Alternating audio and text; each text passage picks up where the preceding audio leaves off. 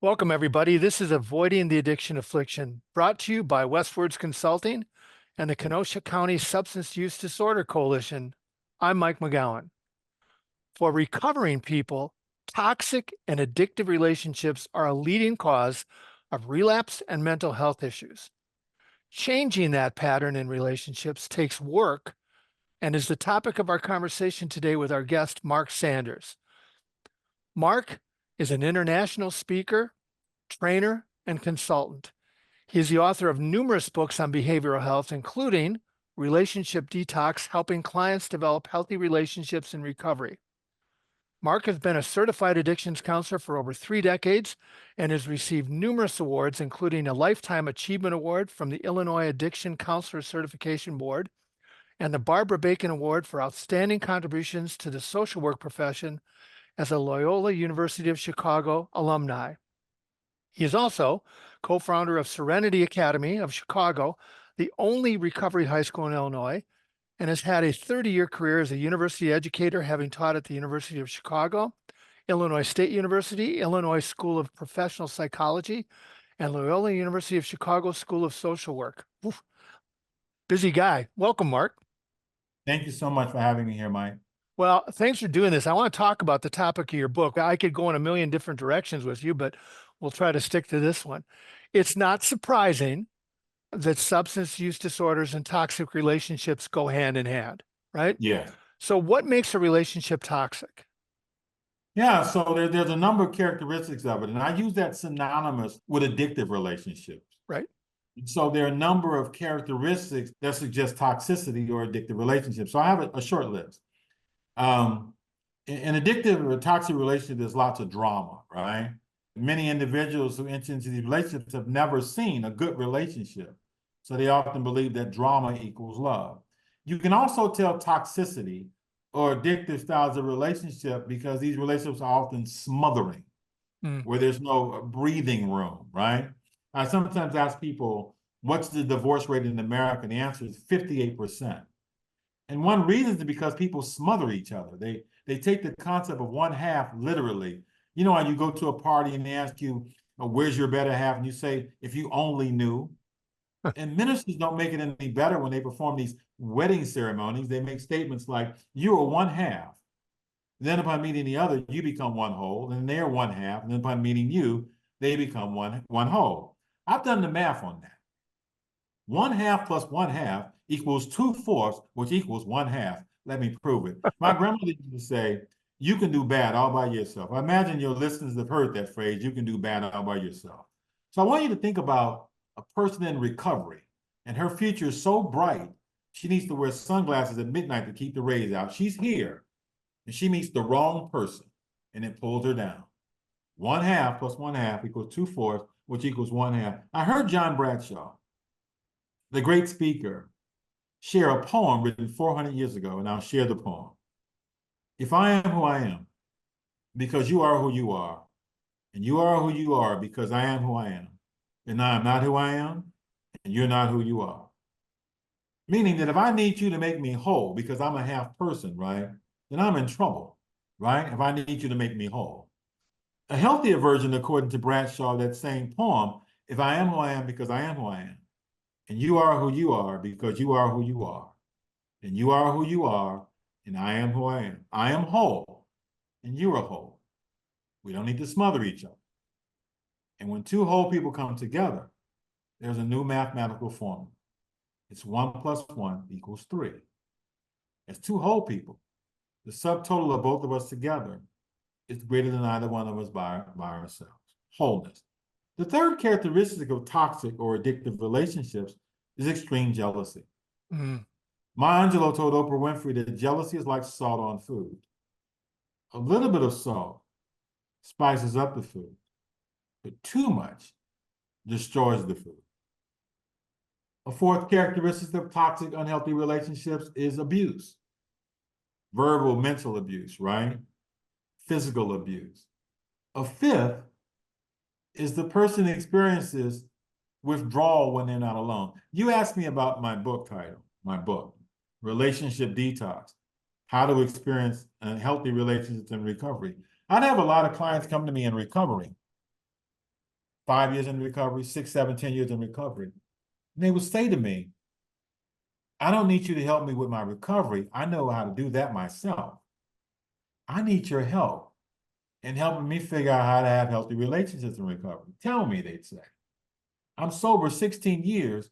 Why am I dating someone who's been sober for 16 minutes and never works and never helps me with anything? And so sometimes they would leave the person and they'd say, I haven't spoken to her for 3 weeks. I haven't spoken to him in 2 days. I feel like I'm going through withdrawal, right? So I coined the phrase relationship detox, right? Like they were just detoxing from the relationship. And so another characteristic is that you feel like you're experiencing withdrawal symptoms when you're alone because you're so used to being smothered in a relationship. And of course, the hallmark of all addiction, whether you're talking about gambling, alcohol, meth, or crack, is you stay in spite of the consequences. You continue to drink in spite of the consequences. You continue to use meth. You continue to stay in that relationship in spite of the consequences. And then one more. Here's the pattern. When the person leaves one toxic relationship, they intend to enter into another, not breaking the cycle. It's almost like they leave that relationship and wind up dating that person's twin, which means they have work to do. Well, how do you get somebody to recognize those relationship patterns? Yeah. So, and of course, you can't tell anybody that this is really bad, right? You just kind of help them look at what it's cost and what are the benefits of it. And you do that in a non-judgmental manner, right? So what is this costing you, this relationship? And what are you getting out of it? So you help them to take a look at that, and then they're in position to weigh it. I happen to believe, Mike, I'm going to sound like Oprah, that Well, I every can't get her on, relationship, Mark, so that's all right. that every relationship is holy as long as the person is learning the relationships that relationship is there to teach them. And we tend to keep repeating these patterns until we learn those lessons. I also believe, Mike, that a discontinuation of chemicals is the easier part of recovery. The hardest part is learning how to have healthy relationships in recovery. And once the person knows how to have healthy relationships, that includes friendships too. Yep. Healthy friendships too.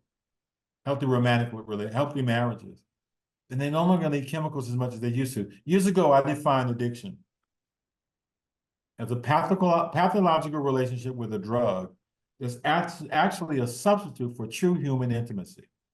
Once we have that intimacy, boy, we no longer need the chemicals the same. That is why in Wisconsin and all over this country, when COVID-19 struck and we were separated from loved ones, alcohol use increased, illicit drug use increased, overdose increased, because we need community and connections and real love and real relationships.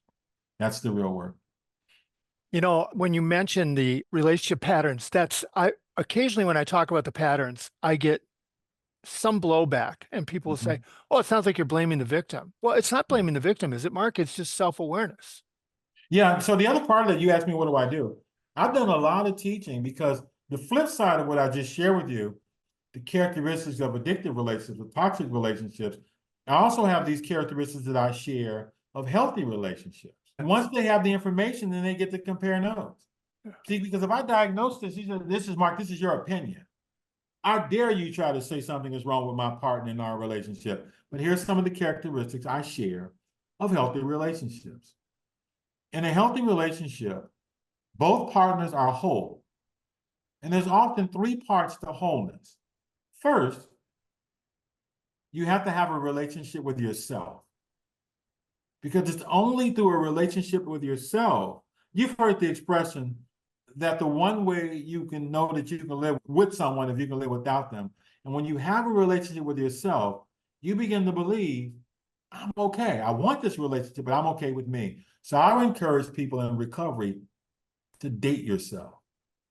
Get comfortable in your own skin. Again, so much drug use increased during COVID because many of us are not comfortable in our own skin.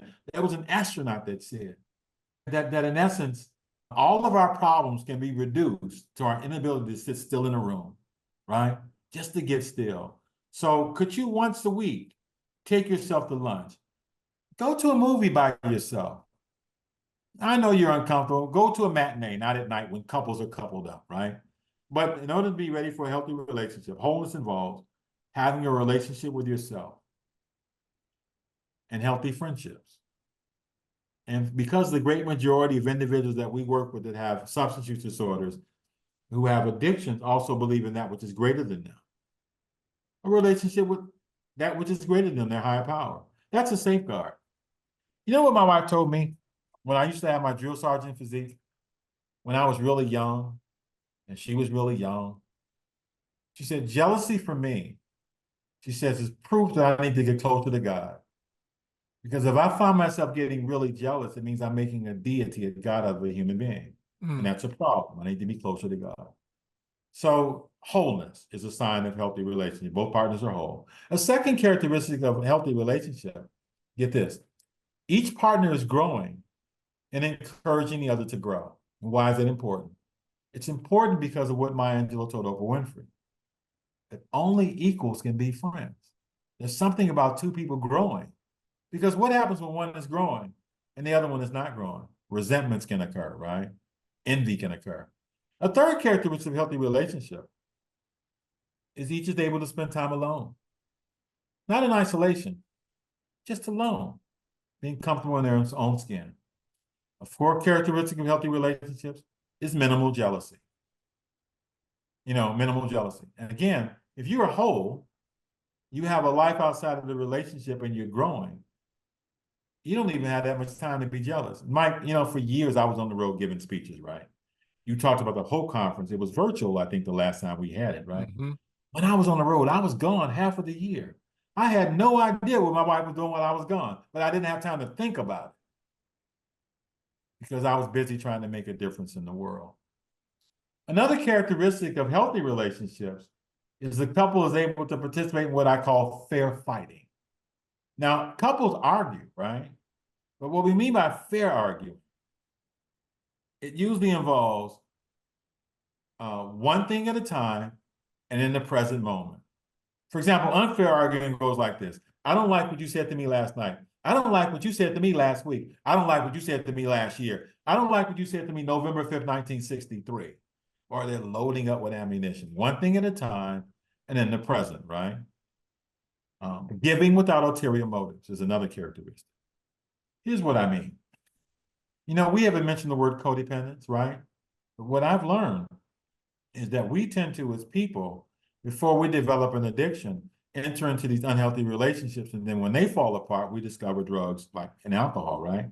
And so I had a client who was in love with a married man. And Mike, she said, his wife doesn't understand him. He's a good man. And she really understood him. Mike, let me tell you what I was thinking. I was thinking, wait a minute, the wife lives with him. She knows him better than you, but I didn't say anything. I'm a therapist. And so my client was on Section 8.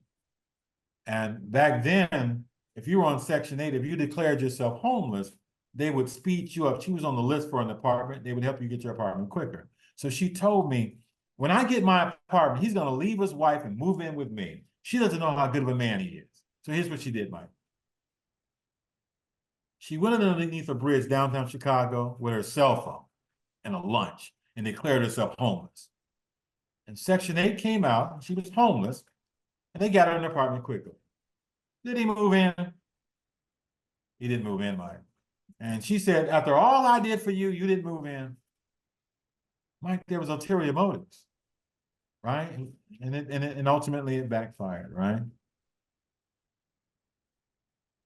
Yeah, so when I provide information on healthy and unhealthy relationships, then they get to weigh in. And sometimes it might take some moment to break the pattern still. How are we supposed to, you just went through them and they make so much sense. I love the one about the arrows in the quiver, going back to the early 2000s to argue. How are you supposed to recognize those if you've grown up in a Yeah, toxic environment? yeah. So I sometimes ask people, have they ever seen a healthy relationship? Yeah, And some people have never seen one, right? right. So they're creating it on the spot. My brother did something that was really smart, right? He started an organization called Married Couples in Recovery. Now we know he started one for married couples. He was married. But you know, there's a value in just having support around couples in recovery. And what we realize, lots of people in recovery are attracted to each other. We see that all the time, right? And yet there's no historical model for that. For instance, two people in recovery learning how to be in love and make the marriage work. For example, when Bill W. co-founded AA, he was in AA, but his wife Lois was not, right? She founded Al-Anon. When Jimmy K founded Narcotics Anonymous, there was no evidence that his wife was a member of Narcotics Anonymous. So how do two people in recovery figure this thing out? So he started that organization where married couples can come together and learn how to develop healthy relationships in recovery. Some people seek therapy around it, right?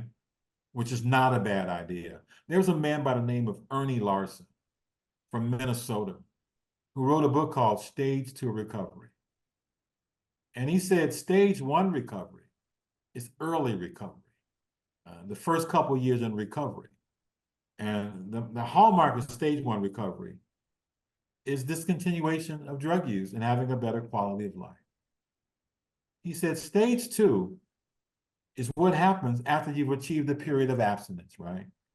He said invariably every person in recovery wakes up one day and looks in the mirror and they ask, is this all there is to recovery? Is this it? And then at that point, they have a choice.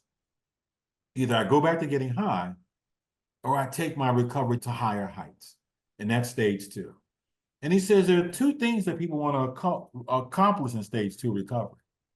One of them is recovery from what he called negative core beliefs. And what negative core beliefs are is the thing that the person who's now in recovery thought about themselves when they were children, right? Which makes it hard to have healthy relationships in recovery. They often learn these lessons from their parents, like, no one would ever love me as I am, right? Or I'm basically unlovable, right? I'm unworthy of success, right? And they learn those lessons by being abandoned in childhood, right? And so they bring those lessons with them into recovery. As a matter of fact, Dr. Brene Brown talked about the core of addiction is shame. And children who are abandoned in childhood develop shame. And she defines shame as the belief that I'm unlovable and unworthy of belonging. In other words, my parents were not there for me emotionally. Therefore, I'm unlovable and unworthy of love. What a perfect setup for unhealthy relationships. So therapy can sometimes help one work through that in second stage recovery. And then Ernie Larson said, along with recovery from negative core beliefs, the other work in stage 2 recovery is learning how to have healthy relationships in recovery. Yeah. So therapy can help in stage 2. My daughter was just over before we got on here, and I gave her early birthday present, which was a used set of golf clubs because she's beginning to learn. Right. Nice. And I watched her take a couple of swings, and she's not bad, Right. but she's not good. Right. Right. And for her to get better, she's going to have to learn a skill. Yes. And I'm one of those folks, Mark, and there's many of us who grew up not watching a functional relationship in the home, Yeah. Right. watching a ton of arguing. So when it came time to have a relationship, how do you, it's a skill, right? And Right. it's not bad to have to acquire a skill. You just don't have it. Yeah. So one of the things that I would keep near when I did a lot of this work around relationships and recovery, and by the way, I'm from a family where we were even supposed to have children because we'd never seen even healthy households where there were couples and children. Yeah. So I had children later than other people. But you've heard this poem before. I keep it near when I work with couples because I don't want to forget, and I show it to them as well. It's called an autobiography in 5 short chapters. Chapter 1. I walk down the street, there's a hole in the middle of the sidewalk. I don't see it, I fall in. Chapter 2, I walk down the same street. I forget that the hole is in the middle of the sidewalk, I fall in. Chapter 3, I walk down the same street. I remember that the hole is in the middle of the sidewalk. At the last minute, I forget, I fall in. Chapter 4, I walk down that street. This time I remember that the hole is in the sidewalk, in the middle of the sidewalk. I walk around the hole. Chapter 5, I walk down a different street. And it takes many seasons to break those patterns, okay? Some people break them quicker than others. But every time there's a relationship that's not working, I non-judgmentally want to ask, what did you learn from that experience? Yeah, we're talking about people newly in recovery too, right? And there's a scene, I don't know if you saw the movie, I assume you did. There's a scene in the old recovery movie 28 Days with Sandra Bullock I saw the where, movie. yeah, a good movie. She did a really nice job. Yeah. But there's a lot of, well, there's a scene where the counselor says you can't get into a romantic relationship after treatment is over until you can keep a plant alive. And it's cute for the movie, Wow. right? And so there's one character who can't keep a plant alive no matter what. But Yeah. it's not quite that simple. How does somebody newly in recovery begin to form a healthy relationship?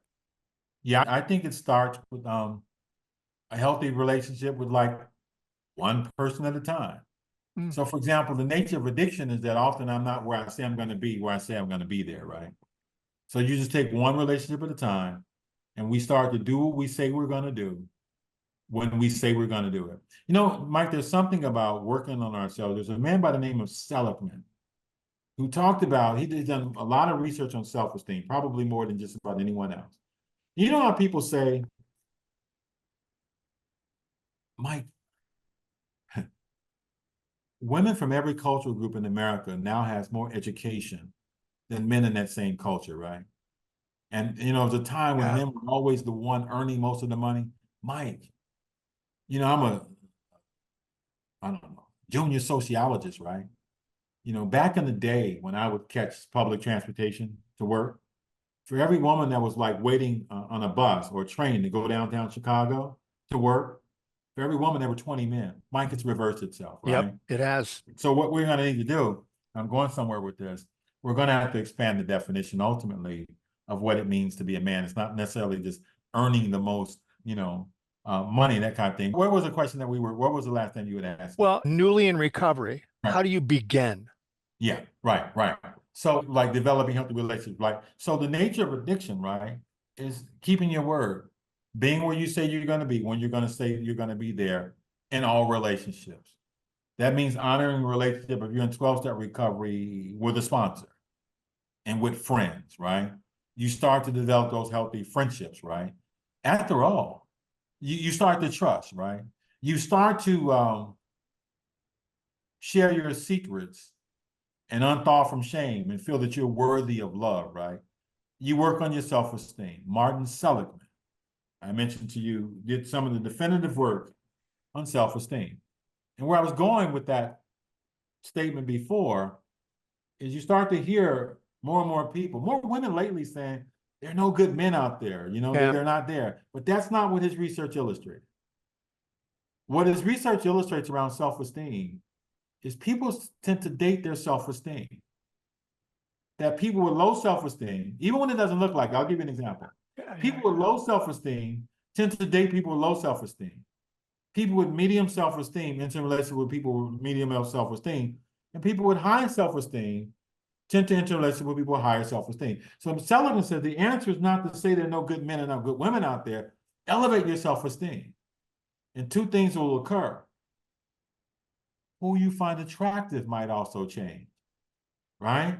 When you feel suddenly, because of an elevation self-esteem, worthy of love, you might find people attractive that you never found attractive before. You see, if I feel bad about myself, I might find myself attracted to people that contribute to my feeling bad about myself. Part of the answer in early recovery is to work on myself, to learn how to live in my own skin. And by the way, to have healthy friendships, because we're not talking about isolation. We're talking about readiness, right? For a romantic partnership. Well, and when we talk about relationships, we have, of course, talked about romantic relationships, but it's not toxic relationships go across the board. Yes, Friends, yes, colleagues, yes, family. yes. Yeah, all of the above. And so gaining an understanding of feeling, my mother always says everybody needs to have an insult level. Well, that's enough. I'm not taking any more insult level, right? What we find though is the more that we work on ourselves, right? The more we become aware of when people are violating our boundaries, right? When they're insulting us, that type of thing. So It's going to always come back down to working on ourselves, but not isolating, have a sense of community. One of the things I've been looking at lately, I read a book in Men's Health, right? That says that when men don't have contact with male friends, it can do as much damage to our health as smoking a pack of cigarettes a day and drinking a pint of alcohol per day. So right away, I started connecting with these friends my age, right? Now, an interesting thing kind of happens is when we gather as men in the same age group, we start to learn from each other, especially if these are healthy friendships. Again, as a person in recovery, the friends who I'm hanging with are not getting drunk when we're together, right? These are other men in recovery who are not drinking, right? So we get to talk about things like our relationships with our children and our relationships with our spouses and our partners. We become, at a baseball game, an informal source of support. And then I read, Mike, that when women don't have contact with female friends, they can get physically sick, right? So those friendships become important. And they are the perfect safeguard, right? Because you notice that whenever there's domestic violence in a relationship, the first thing the partner wants you to do is isolate yourself from all Yeah. your friends. So that becomes a safeguard from those types of violent relationships. And it also basically assures that we don't smother our partner because we have other healthy relationships outside of that relationship. Well, and as you stated earlier, look at what happened during the pandemic, especially with women drinking. Yeah. Excessive drinking went through the roof across all Yeah. categories. Mark, I get asked a lot, can you repair a toxic relationship, an existing toxic relationship? Can I share with you what I think I've discovered Hmm. as a long-time therapist? This is what I discovered. It's only me. Mike, I've been a therapist for 42 years, and here's what I think I learned. Never read this in a book. I just witnessed it with hundreds of couples I work with. No matter the size of the problem, if they both want to make it work, there's a chance it can work. And no matter how big the problem, if they both want it to end, Mike, it's going to end. And I learned that no matter how big the problem, if one wants to stay in a relationship and make it work, and they definitely want to stay and make it work, and the other one definitely doesn't want to make it work, it's not going to work. Right. If they both want to make it work and willing to work to it, it has a shot. That's what I've learned. Well, and sometimes it's going to take a lot of work, especially if you Yeah. have years and years of toxicity. Now, if domestic violence is a part of the picture, because sometimes it is, lots of the clients that we work with have histories of witnessing domestic violence and then domestic violence in relationships, right? If it's domestic violence, then I agree with the people who have all the expertise in terms of running domestic violence shelters, right? It's not so much in the beginning about couples therapy because there's an unequal amount of power, the use of physical force, right? So then you say, well, there's domestic violence. Let's go to couples therapy together, right? And then in couples therapy, person doesn't like what their spouse talked about in therapy, so they abuse them in the car, right? Mhm. So I am the fan of them doing that separate work before they do couples work together. And we found in men and women where there's domestic violence, it's not so much about anger management because judges are always referring people to anger management. If that were the case, if you were just an angry person and you would slap the judge or the police officer who arrested you, we've learned that that's about sexism. And sometimes what you've witnessed yourself growing up, what you each have witnessed. But for the most part, short of domestic violence, if they both want to make it work, they're willing to work it, there's a shot. Well, and I think to wrap it all in a little bow, it begins with self, begins and Yes, ends with self. yes. Yeah, because if I work on me, and if we are each working on each other, as I mentioned, 1 + 1 = 3. The subtotal of both of them together, if they're both whole and working on themselves, is greater than either one by themselves. Mike, they both make $40,000 each. Together they make 80. Now they have 2 cars, 2 brains, right? They're greater than they were by themselves if they're whole. Outstanding. I want to be respectful of your time, Mark. We could go on for just a long time, and maybe we can have you back if you'd be willing to do that. Thank you so Um, much. You invite me, I'll be here. yeah, it's been great. And those of you listening, you've heard me do this before. If you've listened more than once, there are links to Mark's website and Thank to you. his resources at the end of the podcast. We always invite you to listen in next time if you're able to. Until next time, stay safe, stay healthy, take care of yourself.